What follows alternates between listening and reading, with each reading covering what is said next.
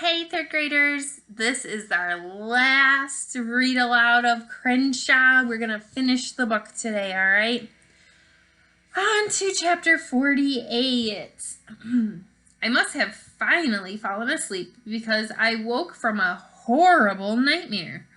What a way to start off a chapter. Oh boy, let's see what's happening here. I was panting, tears streaming down my cheeks. The moon was wrapped in fog. Crenshaw placed a paw on my shoulder. Gently, he butted his head against mine. Bad dream? He asked. I don't remember it, really. I was in a cave, and I was yelling for someone to help me, and nobody would listen. I'll help, said Crenshaw. I'll listen. I turned to him. Looking in the eyes, I could see myself reflected. I can't go with my family, I said. My own words surprised me. I can't live in a minivan again. I don't want to have to worry anymore. I'm tired, Crenshaw. I know, he said. I know. I blinked. The answer was obvious.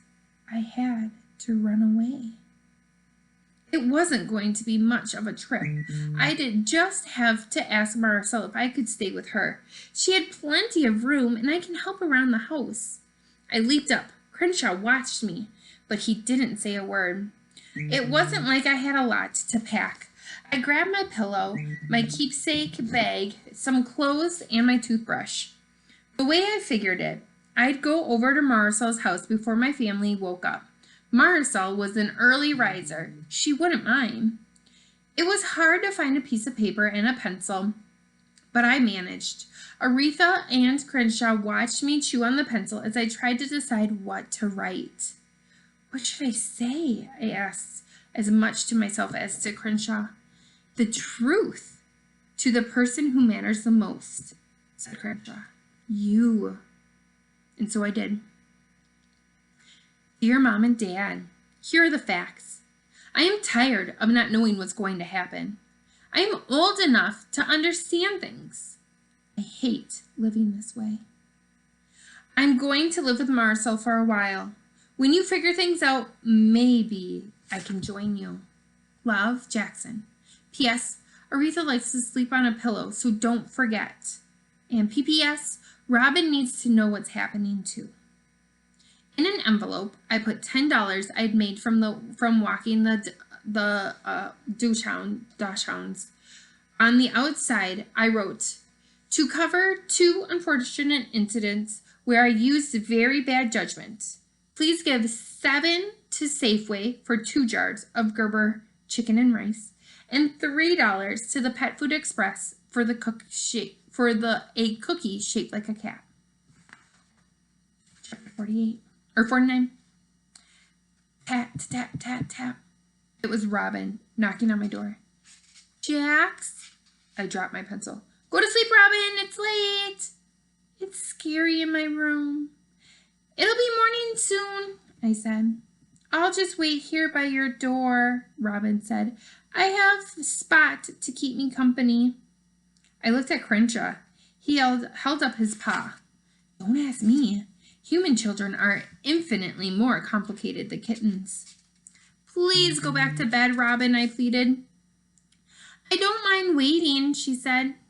I stood. I walked to the door. I hesitated. I opened it. Robin came in.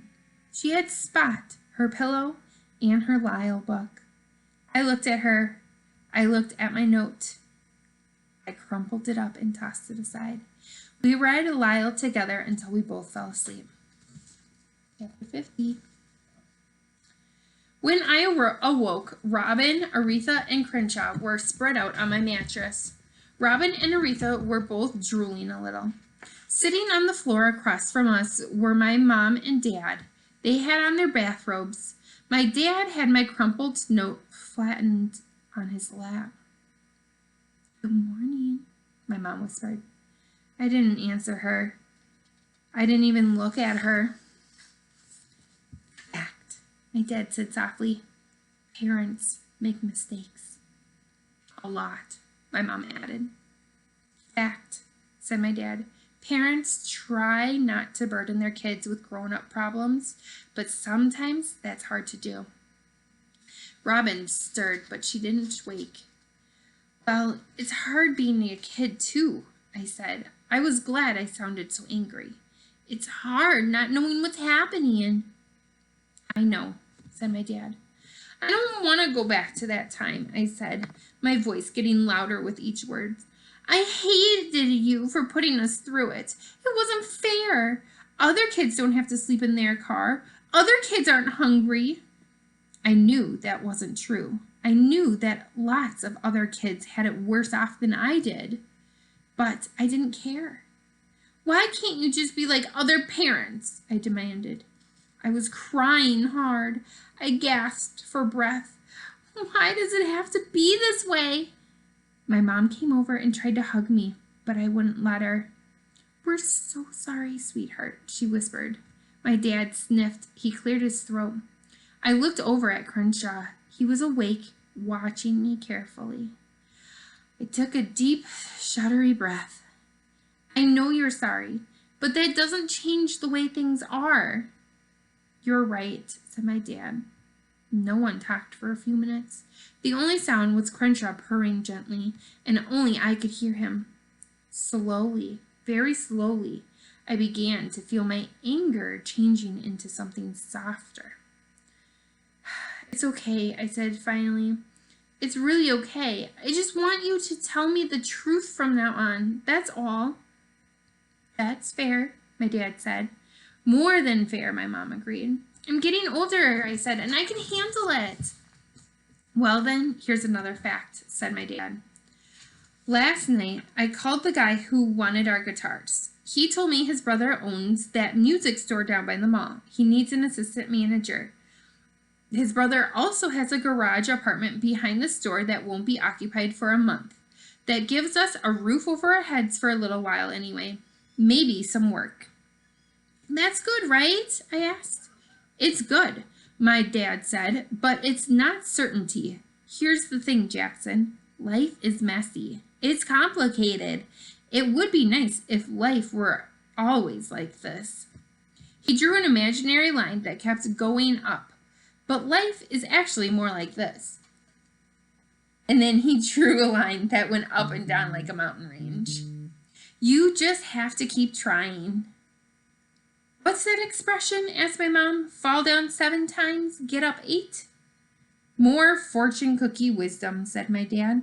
But it's true. My mom patted my back. Starting today, we'll be as honest with you as we can. Is that what you want? I looked over at Crenshaw. He nodded. Yes, I said, that's what I want.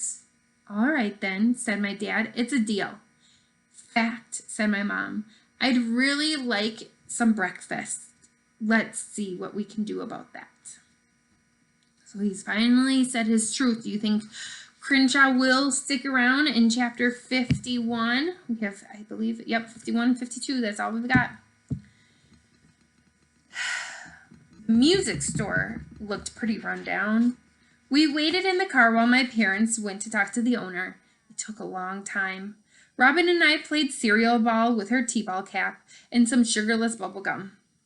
You remember those purple jelly beans? Robin asked. The magic ones? Robin nodded. They were maybe not so magic. I sat up straighter. What do you mean? They were from Kyle's birthday party. Robin pulled on her ponytail. I just wanted you to think they were magic, but there's no such thing, of course. I don't know, I said. Could be magic. It happens sometimes. Really? Robin asked. Really, I said. When my parents came out of the store, they were smiling. They shook a man's hand and he gave my dad a set of keys. Got the job, my dad said. It's part-time, but with everything else, it should help. And we can stay in the apartment for a month anyway. Hopefully by then, we'll have come up with another plan. We really want to keep you and Robin at the same school. We're going to do our best, but there's no guarantees. I know, I said, and even though it didn't solve all our problems, it made me feel better. The garage apartment was tiny with only 1 bedroom. There was no TV and the carpeting was a wary beige. Still, it had a roof and a door and a family who needed it. I was just thinking, man, has Jackson changed through this whole book? He used to be facts, facts, facts, facts. And now he's saying, magic might happen. And he used to tell all these little lies to say, like, he's okay, I'm fine, Robin, everything will be okay. And now he's saying, I'm not fine, I want to know the truth. You got to tell me what's happening. And he completely changed throughout this. He's really grown up, I think, right? Chapter 52. The article I read about imaginary friends said they often appear during times of stress. It said that as kids mature, they tend to outgrow their pretend world. But Crenshaw told me something else. He said imaginary friends never leave. He said that they were on call, just waiting in case they were needed. I said that sounded like a lot of waiting around, and he said he didn't mind. It was his job. The first night in our apartment, I slept on a chair in the living room. I woke in the middle of the night. Everyone else was sleeping soundly. As I headed to the bathroom to get a drink, I was surprised when I heard the water running. I knocked, and when no one answered, I opened the door a crack. Bubbles floated and danced. Steam billowed. But through the mist, I could make out Crenshaw in the shower, fashioning a bubble beard. Do you have any purple jelly beans? He asked. Before I could answer, I felt my dad's hand on my shoulders. Jackson, you okay? I turned and hugged him hard. I love you, I said, and that's a fact. I love you too, he whispered. I smiled, recalling the question I'd been meaning to ask. Dad, have you ever known anyone by the name Finian? Did you say Finian? He asked with a faraway look in his eyes. I closed the bedroom door, and as I did, I caught another glimpse of Crenshaw. He was standing on his head. His tail was covered with bubbles. I squeezed my eyes shut and counted to 10 slowly. 10 seconds seemed like the right amount of time for me to be sure he wasn't going to leave. See, he changed. Didn't want Crenshaw, and now he doesn't want him to leave. When I opened my eyes, Crenshaw was still there. There had to be a logical explanation. There's always a logical explanation. Meantime, I'm going to enjoy the magic while I could. The end. I hope that you absolutely loved this book and we really got to know Jackson and all the hardships that many kids face just like him, and that you quite enjoyed this big silly cat Crenshaw who loved to skateboard and water and eating mosquitoes. Bye, boys and girls. I miss you very much, and I hope you have a wonderful little bit rest of our school year, and we'll talk soon.